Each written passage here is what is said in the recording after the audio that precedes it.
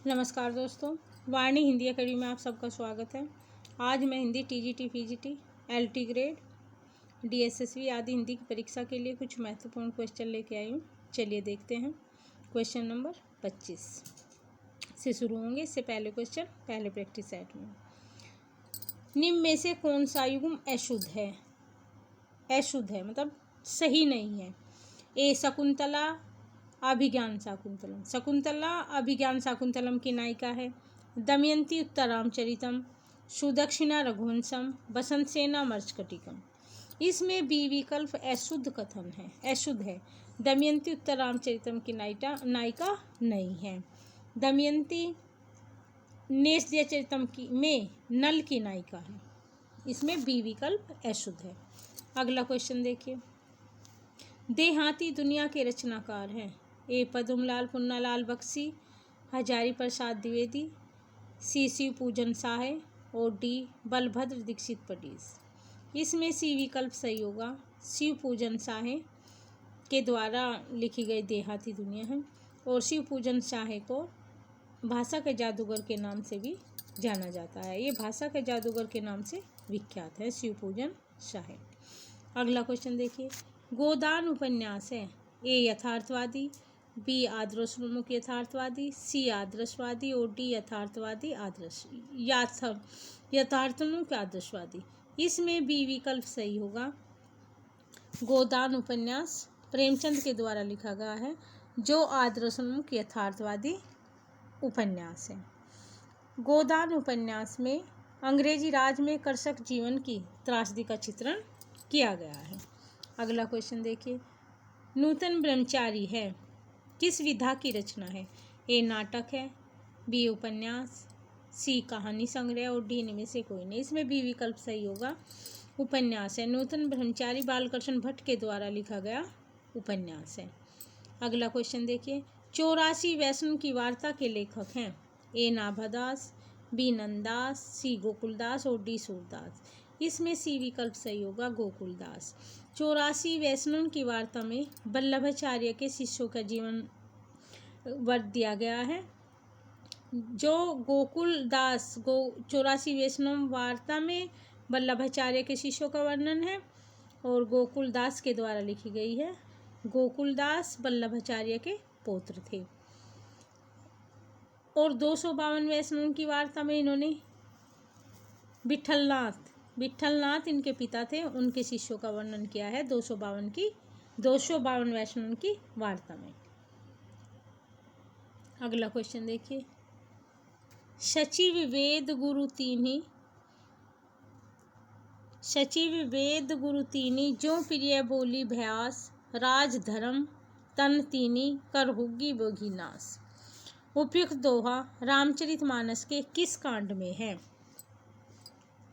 ए Balkand, B Ayodhya कांड, सी सुंदरकांड और D Lanka कांड। रामचरितमानस तुलसीदास के द्वारा लिखा गया है, जिसमें 7 कांड है। पहला कांड बालकांड, दूसरा अयोध्या कांड, तीसरा अरण्य, चौथा किष्किंधा और 5वां सुंदरकांड, 6ठा लंका कांड और 7वां उत्तरकांड। 7 कांड है, अवधी भाषा में लिखा गया है। ये पंक्तियाँ सुंदरकांड से ली गई हैं। सुंदरकांड की पंक्तियां हैं, अगर सचिव वेद गुरु तीनों भय से झूठ बोले। ये पंक्तियां सुंदरकांड से ली गई हैं। अगला क्वेश्चन देखिए। स्वामी अग्रदास किस काव्यधारा के कवि हैं? ए निर्गुण संत काव्यधारा, बी प्रेमाश्रयी काव्यधारा, सी राम भक्ति काव्यधारा और डी कृष्ण भक्ति काव्यधारा। इसमें सी विकल्प सही होगा। अग्रदास राम भक्ति काव्यधारा के कवि हैं। इसमें राम काव्यधारा में अग्रदास ने रसिक संप्रदाय की स्थापना की और इनके द्वारा लिखे गए ग्रंथ ध्यान मंजरी, राम ध्यान मंजरी और कुंडलियाँ, अष्टयाम और रामाष्टयाम आदि इनके ग्रंथ हैं। निर्गुण संत काव्यधारा के प्रतिनिधि कवि कबीर हैं और प्रेमाश्रय काव्यधारा के प्रतिनिधि कवि जायसी हैं। राम भक्ति काव्यधारा के प्रतिनिधि कवि तुलसीदास। कृष्ण भक्ति काव्यधारा के प्रतिनिधि कवि सूरदास जी हैं। इसमें सी विकल्प होगा। अग्रदास भी राम भक्ति काव्यधारा के कवि हैं जिनके द्वारा रसिक संप्रदाय की स्थापना की गई। अगला क्वेश्चन देखिए, तुलसीदास ने कौन सी रचना कलिकाल में मुक्ति पाने हेतु लिखी? ए कवितावली, बी विनय पत्रिका, सी रामज्ञा प्रश्न और डी हनुमान बाहुक। इसमें बी विकल्प सही होगा, विनय पत्रिका। भक्तिकालीन रामाश्रयी शाखा के कवि तुलसीदास ने विनय पत्रिका कलिकाल से मुक्ति पाने के लिए लिखी। विनय पत्रिका में 279 पद हैं, ब्रज भाषा में लिखी गई है। विनय पत्रिका एक गीत काव्य है। बी विकल्प सही होगा, विनय पत्रिका ब्रज भाषा में लिखी गई है। 279 पद हैं। अगला क्वेश्चन देखिए, मर्गावती किसकी रचना है? ए उस्मान, बी कुतुबन, सी मंजन और डी जैसी। इसमें बी विकल्प सही होगा, मर्गावती कुतुबन की रचना है। आचार्य रामचंद्र शुक्ल ने सूफी काव्यधारा की प्रथम रचना मर्गावती को ही माना है। उस्मान ने चित्रावली को लिखा है, मंझन ने मधुमालती और जयसी ने पद्मावत। अगला क्वेश्चन देखिए, हथियाना चिकनाना किस प्रकार की क्रिया है? ए नाम धातु क्रिया, बी प्रेरणार्थक क्रिया, सी यौगिक क्रिया और डी संयुक्त क्रिया। इसमें ए विकल्प सही होगा, नाम धातु क्रिया है। हाथ से हथियाना, चिकना से चिकनाना आदि नाम धातु हैं। संज्ञा या विशेषण से बनने वाली धातु क्रिया को नाम धातु क्रिया कहते हैं। हाथ और चिकना, हाथ संज्ञा है, चिकना विशेषण है। अगला क्वेश्चन देखिए,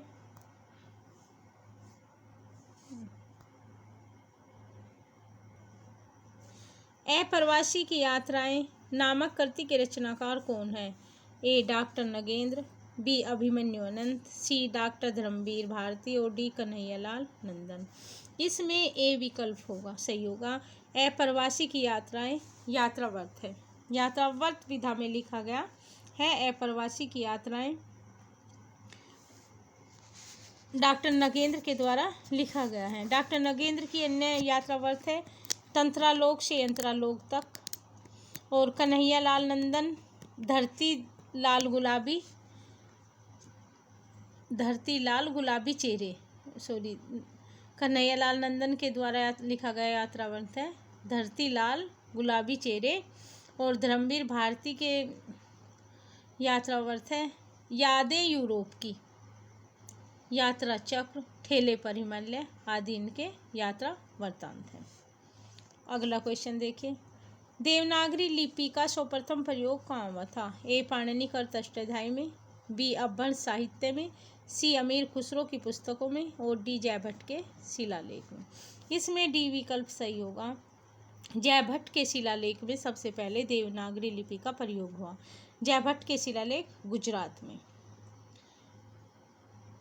अगला क्वेश्चन देखिए, निम्नलिखित में से कौन सी बोली उत्तर प्रदेश की नहीं है? ए कन्नौजी, बी ब्रजभाषा, सी खड़ी बोली और डी जयपुरी। इसमें डी विकल्प सही होगा, जयपुरी। जयपुरी उत्तर प्रदेश की बोली नहीं है, जयपुरी राजस्थान की बोली है जिसका स्थानीय नाम ढूंढानी है।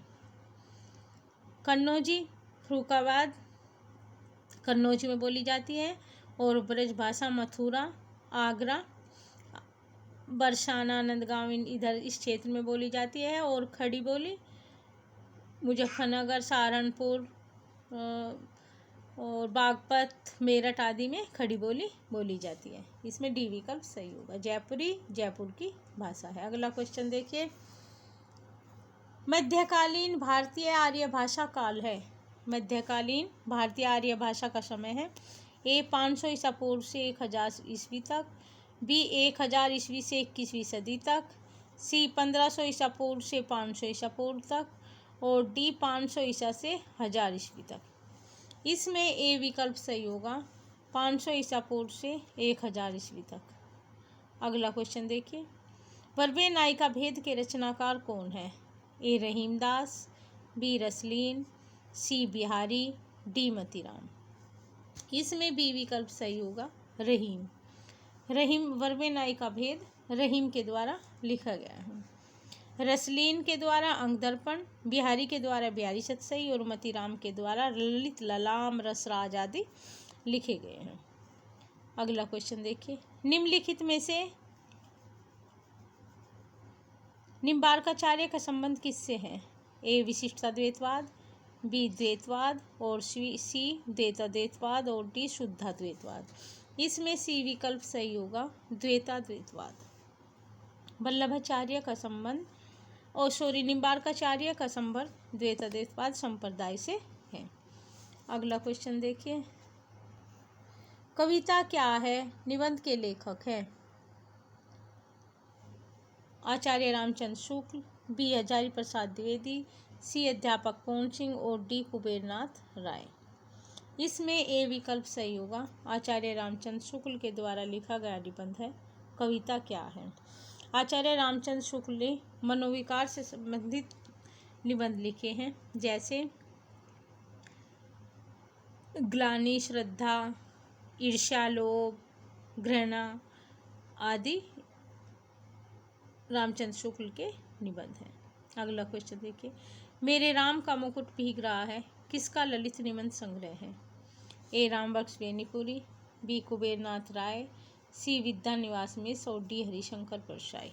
इसमें सी विकल्प सही होगा, विद्या निवास मिश्र का ललित निबंध है मेरे राम का मुकुट भीग रहा है। और इनके अन्य निबंध हैं कदम की फूली डाल, मैंने सिल पहुँचाई, चितवन की छाँ, आंगन का पंछी और आदि इनके ललित निबंध हैं। अगला क्वेश्चन देखिए, भ्रमर गीत में गोपियों के समक्ष उद्धव किस भूमिका में है? संदेशवाहक की भूमिका में, बी सिद्ध पुरुष के रूप में और डी मथुरावासी के रूप में और डी कृष्ण के साधक के रूप में। इसमें ए विकल्प सही होगा, संदेशवाहक के रूप में, संदेशवाहक के रूप में है। कवि सूरदास द्वारा रचित सूरसागर के अंतर्गत भ्रमर गीत प्रसंग है और यह एक मर्मस्पर्शी प्रसंग है। इसमें गोपियों द्वारा निर्गुण पर सगुण भक्ति और प्रेम को आरोपित किया गया है। भ्रमर गीत में गोपियों के समक्ष उद्धव संदेशवाहक की भूमिका में आते हैं, ए विकल्प सही होगा। अगला क्वेश्चन देखिए, सूरदास को पुष्टि मार्ग का जहाज किसने कहा? ए वल्लभाचार्य, बी हित हरिवंश, सी गोकुलनाथ और डी विठलनाथ। इसमें डी विकल्प सही होगा। अगला क्वेश्चन देखिए, सूरदास पुष्टि मार्ग में दीक्षित थे और विठलनाथ के द्वारा अष्टछाप की स्थापना की गई। तो सूरदास वल्लभाचार्य के, उसमें 8 शिष्य थे, तो सूरदास वल्लभाचार्य के शिष्य थे। इनकी मृत्यु पर विठलनाथ ने कहा था, पुष्टि मार्ग को जहाज जात है, जाए कुछ लेनो हो सो ले।